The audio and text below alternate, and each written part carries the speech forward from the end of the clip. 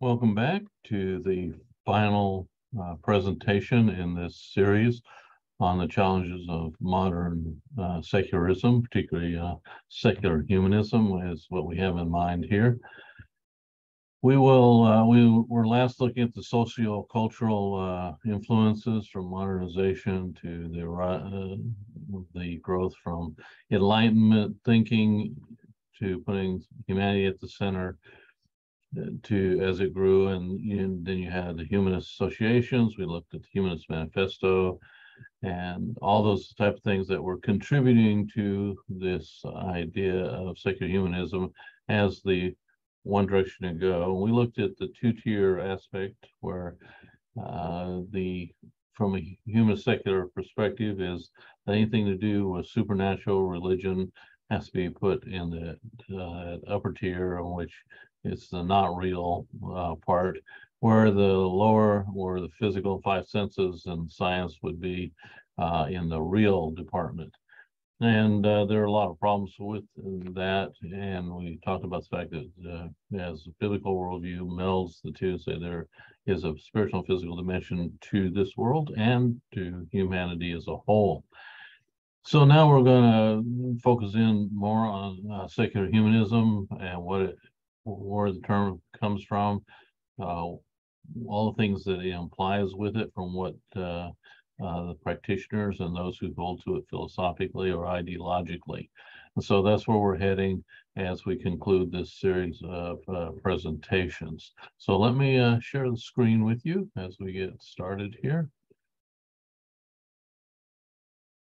All right, last time we were looking at this split, and this is where we're heading now, is that we're talking more about what secular humanism worldview has to do, it's where it came from, and now its significance and distinguish itself from anything that's spiritual, and we will talk about that. The term secularism was coined by the British writer George Jacob Holyoake in 1851 in his work Origin and Nature of Secularism. Holyoake viewed the secularism as a social order separate from religion, as he put it, light and guidance in the secular truth. But by saying this, he did not mean there was not other lights or guidance elsewhere. He would allow for that in his view of secularism. Barry Cosman, in his article, Institute for Study of Secularism in Society and Culture, points to two types of secularism, the hard and the soft. Hard secularist considers religious propositions to be epistemologically illegitimate, warranted by neither reason nor experience. In other words, hard secularists would say you can't consider any kind of religious propositions or reasoning. It shouldn't be considered. And then the view of a soft secularism is the attainment of absolute truth was impossible. Therefore, skepticism and tolerance should be principal and overriding values in discussion of science and religion. So they allow at least the discussion of it in soft secularism, but that makes it somewhat different from hard secularists in the sense that they leave room for some religious discussion and understanding of truth.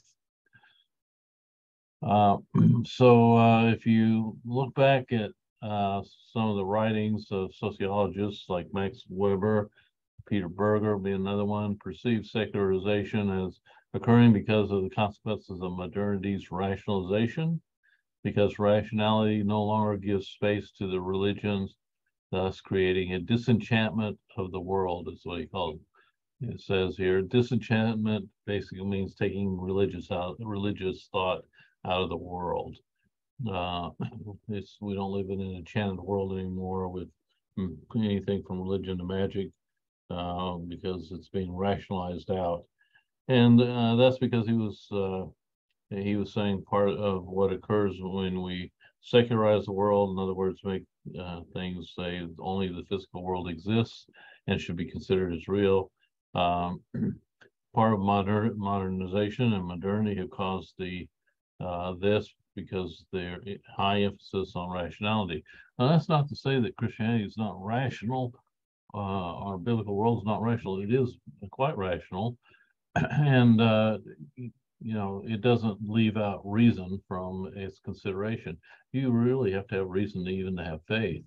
And God created humanity with the ability to reason much higher above anything you see in our, of course, the animal kingdom. So we have to realize that this idea that rationality, some people think, well, nothing about religion has reasoning necessary, and that's not true. That's that two-tier approach, saying, well, they're just putting up there saying it's not real, you're not rational, and it's all emotion or subconscious issues or so forth. But that's not what it is for us who believe in a biblical worldview. So as this division of secular and secular continues, you have a definition like this: the process by which sectors of society and culture are removed from the dominion of religious institutions and symbols. I would say the word dominion carries negative connotations, but from not dominion, domination of religious institutions. Domination has negative connotations, but it is the influence of religious institutions and symbols for sure. Religious institutions have less influence in society because of secularism. Religious symbols have less meaning in society, and I think those are true. And I think it's a definition. I would change the word domination there to influence as less negative connotation. There is secularization of society and culture, so there is secularization of consciousness. This is a quote from Peter Berger's book in the 1960s, The Sacred Canopy. He's pointing out, as will others, that we can secularize our thinking, the way we think of things. If we think of the world simply as a product of the five senses and there's nothing other than the five senses, we're secularizing our thinking or our consciousness in that regard, and that is true. Ives Lambert broke down secularization into categories, which I think are very helpful. He notes that you have social secularization, less influence in society. In other words, religion and religious thinking and perceptions of the world are taken out, and that's that two-tier thing again, put up in the unreal, so they're not that important, and the others kept in the real world. There's also organizational secularism, or you could say institutional secularism, less spiritual emphasis in churches and other institutions. So notice you can secularize the church just as well as any other institution by focusing more on this world, in the sense of saying only this world is important, even to the exclusion of saying, well, we agree with evolutionary theory and that everything happened this way, and eventually God's not even in the picture, but that can happen. But in either case, that's organizational or institutional secularization taking place. It'd be similar to, our political system. When the beginning, when it was founded, it was not uncommon for prayers to be offered, for Congress, for churches to meet in the Capitol building, and people were allowed to talk about their religious thoughts. And, but government became secularized more. Individual secularization, as we talked about a minute ago, less of a Christian worldview there. So secularization produces an emphasis on this worldly orientation rather than otherworldly orientation. Now, I don't believe the biblical worldview teaches us to have only an otherworldly orientation. It teaches us to have a dual orientation, this world and the world to come. And in fact, what we do and why we do what we do on this world and why Christians are so involved in humanitarian help is because of our otherworldly view is the impetus for it. First, because Christ did it, but second is we're told to do it by him until he returns. And so we have both of those emphasis from the biblical worldview. But from a secular worldview, this world orientation is all that really matters. And individual choice. The individual becomes the center of everything. And that's that autonomy of the individual we've talked about. And so humanity becomes its own center instead of God. And so there's less religious involvement in all of this. I like the definition Os Guinness gives in his book, The Call.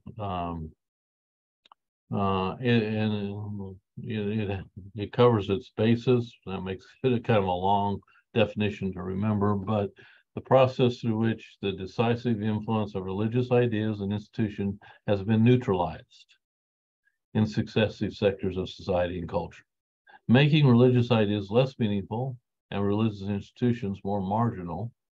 In particular, it refers to how our modern consciousness and ways of thinking are restricted to the world of the five senses. So the process where the influence of religion and religious ideas and institutions are being neutralized because they're being thrown up there into the unreal world. And this is happening in the sectors of society and culture. So it makes religious ideas less meaningful, and thus the institutions more marginal.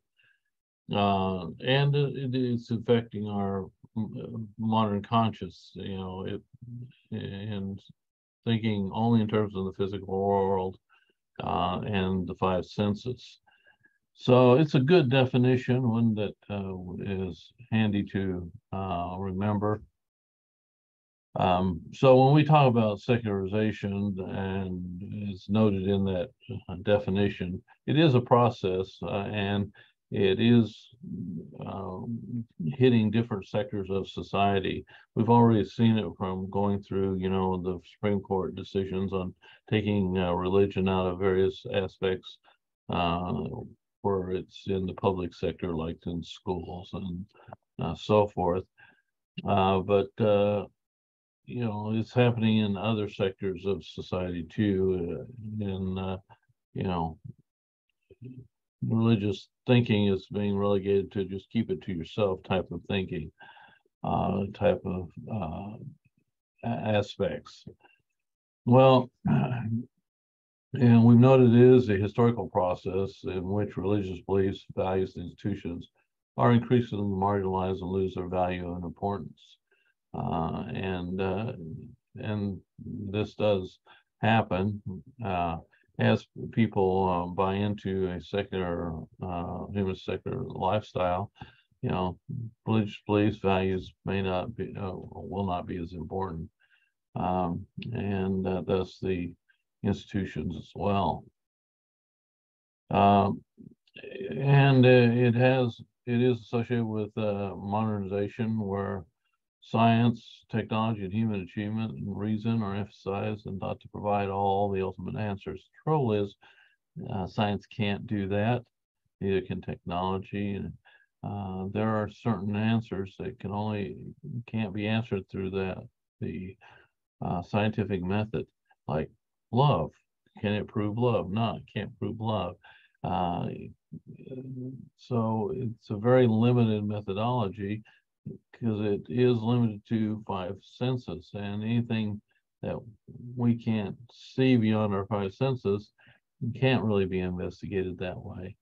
But in either case, for secularism, science, technology, human achievement, reason are the most important things of humanity. And they believe it will solve all this, it can solve humanity's issues. Secularized religion means transforming nature, meaning a place of religion in society, where its emphasis where its emphasis is on this world oriented rather than other world oriented. And so even religions get secularized if we don't watch out. There is a book, an older book called The Christian Mind, gives examples of secularization of religion. And it really looks at the situation in the UK, which now is a little over 50%, or a little less than 50%, would be secularists.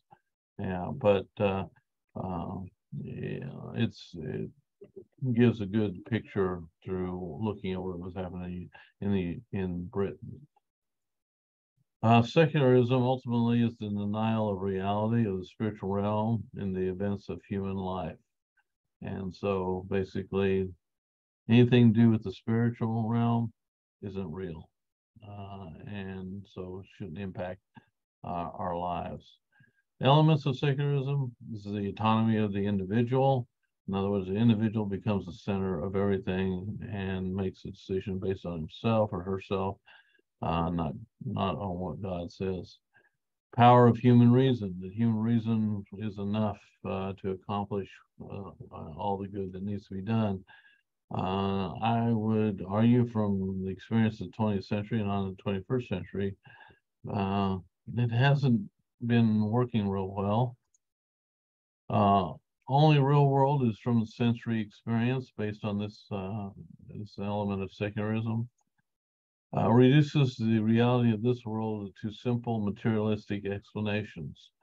In other words, for secular humanists, all it is this world, and all you can have is a materialistic explanation. But this adherence to this is modern scientism, not real science, but philosophy. And then universe is a closed system. Nothing outside the physical system exists. So that's an element of secularism. Some ramifications of secularism. First, with evolutionary theory, it provides the grounds for an epistemological shift from creator to creation, from design and purpose to understanding the universe as a product of chance and random relations that trigger a chain of cause and events. You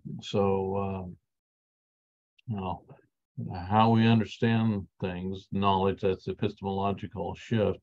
Our shifting is from creator as the center to the creation, and design and purpose to understanding the universe as a product of chance. And so that's a ramification of secularism. Now, scientism is another ramification. Scientism becomes authority. Something in scientism, something is true, rationally justified, or known if and only if it is scientific claim. It is a scientific claim that has been successfully tested and that being used according to the appropriate scientific methodology. And so they're basically saying it's in scientism, something's only true if it can be rationally justified based on scientific claim that has been tested through the scientific process, and that scientific methodology. But the problem is that that claim that it can be proved, not everything can be proved through the scientific process. Love can't be proved through the scientific process. What's after death can't be proved through the scientific process. There are many, many others. But scientism continues to make the claim that, science can make all the ultimate discoveries and thus all the moral decisions, which just isn't the case. This shift gave rise to the denial of moral absolutes. God became remote, as in deism. and then God its existence denied, as in atheism.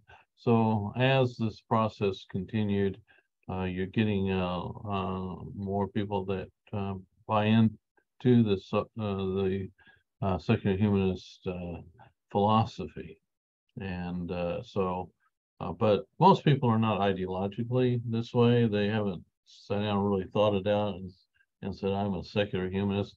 Most people just kind of have just accepted that, you know, they got this life and they live it without really thinking about it. But of course, this course is to help us think about our decision, what worldview will we adopt and use for our daily lives. Some other ramifications: secularism worldview became a rival to a religious worldview, which the religious worldview became marginalized as a product of particular historical, cultural, socioeconomic context. And so the rise of secularism has pushed some aspects of Christianity away in certain cultures, for sure, more so than other cultures. But it is working in those historical, cultural, and socioeconomic contexts. It reduces the influence of religion in society, relies on reason and science primarily. And so religion is marginalized as a way to answer ultimate questions, provide ethical and moral norms, or sanctions relative to a culture. And but in reality, it's real. Christianity, biblical review shows that God has given us some of those ultimate answers to questions, and you know, provides some moral norms as well, which can't be provided by secular humanism. So secular humanism works against Christian principles by putting self and reason above revelation and belief. And secularism increases the marginalization of Christianity to be simply a self-help crutch for the weak-minded, is the idea that's kind of propagated out there by atheists and writers in that area. Public morals become increasingly personalized and privatized. In other words, you know, if you're going to have any religious morals or things, you keep them to yourself. Don't let it influence the real world, in other words.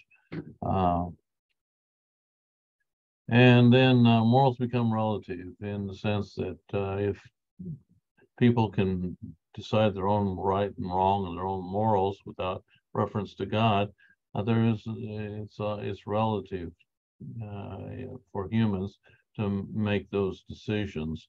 And humans will make different decisions.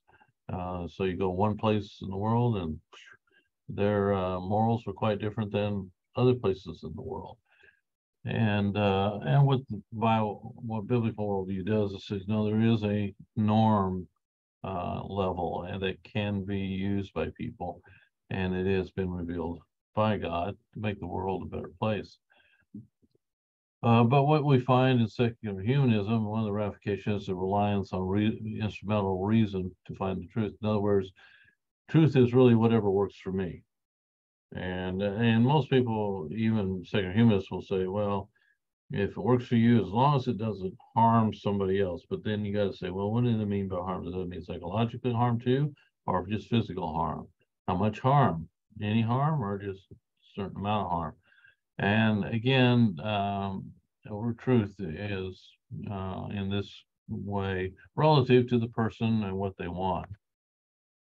And then scientific method is the only way to find the truth, but the problem is when it's limited to the physical realm and a certain methodology, you know, that can't define the ultimate truth.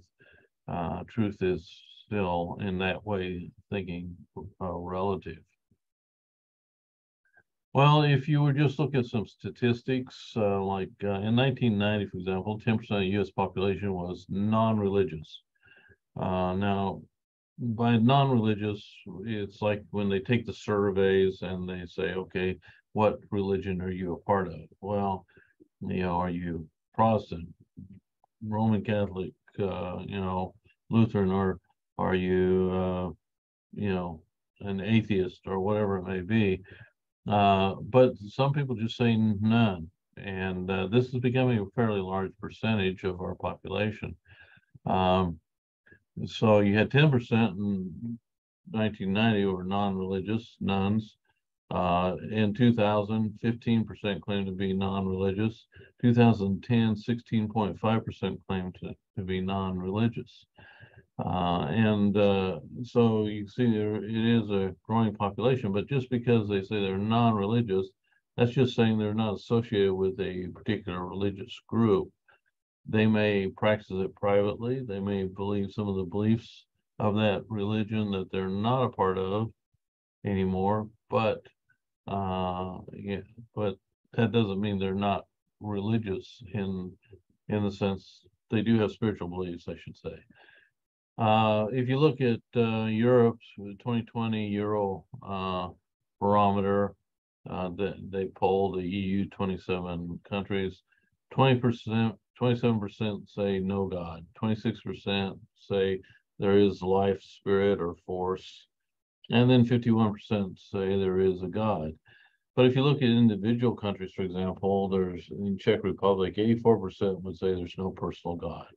Sweden, 82% would say there's no personal God. 73% in France would say there's no personal God. However, you look at Italy, which is unique in that it houses the center of Catholicism, only 26% say there is no God. Ireland, 30%, Germany, 56%, the UK, 63%. And so that gives you some idea individually in countries. The non-Western world is growing significantly. Christianity is growing significantly. It's in the more modern world and Western Europe and the U.S. that we see most of this, and places like Australia, New Zealand too, that this emphasis on secular humanism, partly because we have a lot of things and it makes life comfortable, but whatever all these causes we've been looking at, modernization, sociocultural aspects of life, are pushing more people towards this kind of perception. What secularism does not mean. First of all, it does not mean greater freedom for people, although secular humanists say, well, you do secular humanism, you have all this extra freedom. What they mean is freedom from the spiritual dimension, or freedom from morals of religious teaching from God and that kind of thing. That's kind of freedom they're talking about. But if you look at freedom as a product of national systems of government, the 20th century saw the least amount of freedom due to secular political systems. Communist Russia, Communist China, but you could go to Nazi Germany, and they didn't have hardly any freedom. And in communist countries, they weren't even allowed to leave. This idea that there's greater freedom, that doesn't necessarily hold up. Greater concern for people. However, it does focus on the human and the right to make decisions, but there's no intrinsic value of humans from secular humanism, because they're just also molecules that have all popped together and now randomly running back and forth inside of us. But that doesn't make us any better than any animal out there. And so there's no intrinsic value of humanity, even if they say, through humanism, that we value humans. But it's not based on any intrinsic value, based on their system of how humanity came to be. People and life will improve, in the world, because of secular humanism. But the only physical world orientation uh, gives little hope, or even no hope at all.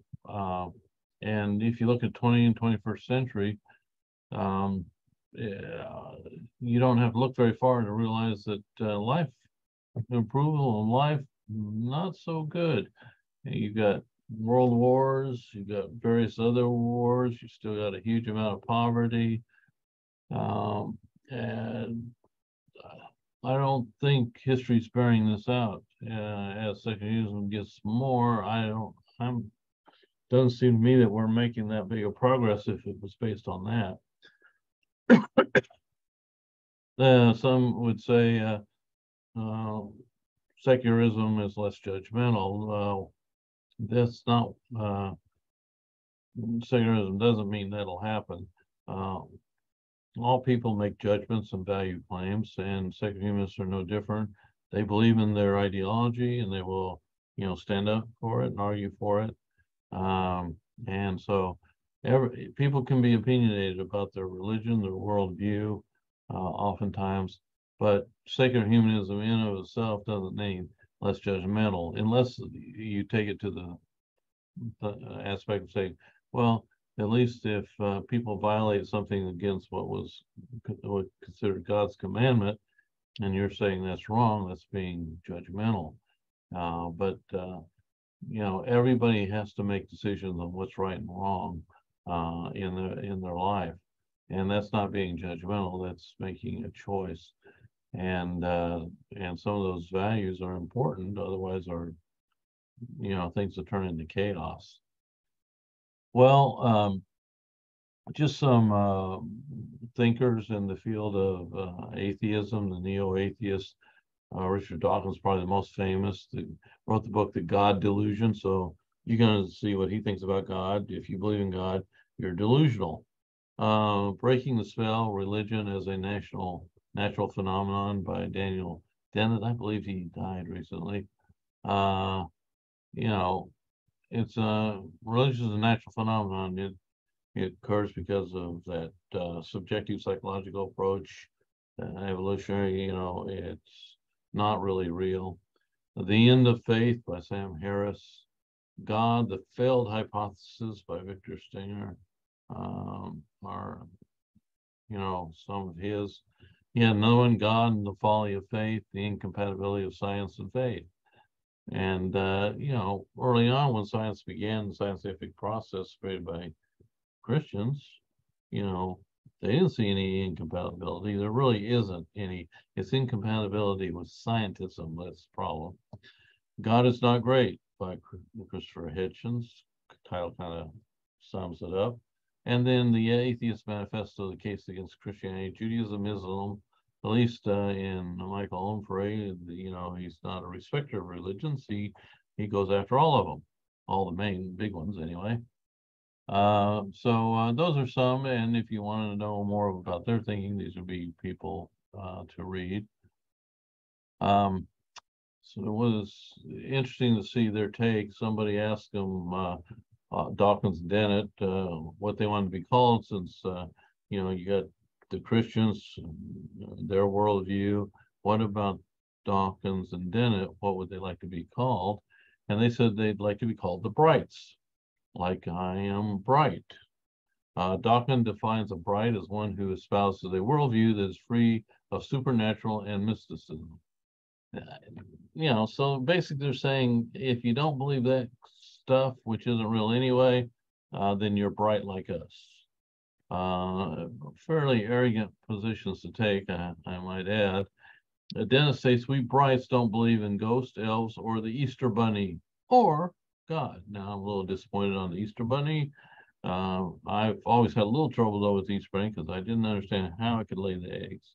But, but notice what they're doing. They're putting God on par with things that are unreal. And pretty much most people know they are not real.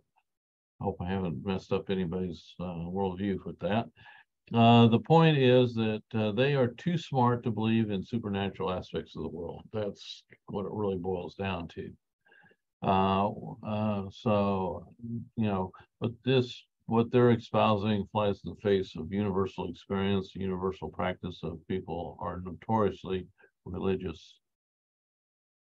If you want some on the other side, these are some good writers that write on this area. William Lane Craig, he writes Reasonable Faith, Defending Biblical Christianity, and other writings as well. Os Guinness, The Great Quest, Invitation to an Examined Life and a Sure Path to Meaning. And I give you some of their qualifications. These are guys that are at the height of their career, and they, they are top-notch scholars, and they oftentimes have discussions, debates with the atheists from the secular humanist perspective, and they can show, within those debates that secular humanism, if it's relying on just science, that it can't answer the important questions of life. Gary Habermas, he's a famous Christian philosopher. Evidence of the historical Jesus is the Jesus of history, the Christ of faith. And so then you have people like J.P. Moreland, wrote books Scientism and Secularism, among others. He's got good qualifications for, he has a degree in science, but also in philosophy and theology. Nancy Pearcey is one of my favorite writers. Total Truth, Liberating Christianity from Its Cultural Captivity is one of her books. She has another book, and I'm reading right now. She's a great writer and a good thinker. She was influenced by the next guy, Francis Schaeffer, and she attended L'Abri, which was where students went to think about whether Christianity and the spiritual realm, how that entered into life. She had been raised as a Christian, but in high school lost her faith, as she tells the story, and became an agnostic, but later came to L'Abri, where she found that you could be a good creative thinker and be a Christian. And she has become a very good advocate for Christianity, and is at the top of her field. Francis Schaeffer goes back some years, died in 1984. He was the one that not included Nancy Pearcey, but myself as well. I ran across his books, and they did help me a lot. I was on the secular humanist route in my life, and some things began to change, and I started picking up books and reading, and some of them were his books. And his books have been translated in lots of languages, and he sold millions worldwide. But he and his wife founded the L'Abri Fellowship for International Study and Discipleship Centers, where primarily, the students from various universities across the world could come and realize that, hey, you don't have to jettison reason to be a Christian. In fact, just the opposite. Christianity is based on reason and not just faith alone. And so he was one of the earlier guys to really work on this.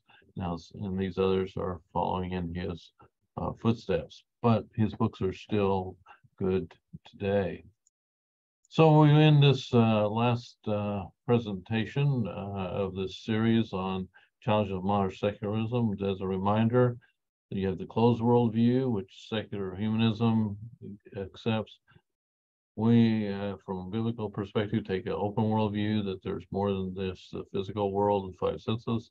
That was created by God, but also there is a spiritual dimension to both humans and to the universe, where the closed worldview just says, no, only the physical exists. which flies in the face of all historical beliefs. So we just need to keep in mind the difference between these two worldviews, because ultimately we all choose one of the two. Now, we may sometimes want to say, well, I'm going to keep my foot over here in religion a little bit, but most of my life I live as a closed worldview. Well, that still means you've chosen one over the other. And we may make this openly by thinking about it, but a lot of people just don't even think about their worldview, and they just accept one way of thinking or the other.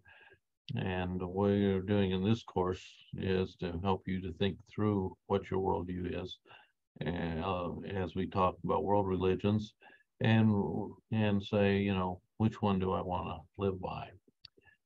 Well, this will bring us to the end of this section, and we will begin a new series of lectures in which we will talk about engaging the secular humanist perspective in our world today from a biblical worldview. So we'll be talking more about that as we go forward. I'm not exactly sure how many sections of that, but I think there will be 4 in that. And so that'll be divided into 4 separate lectures. And then that will be the conclusion of all our lectures for this course that we started quite a while back ago. All right, so I will sign off here, and we will pick up on the next series of lectures next time.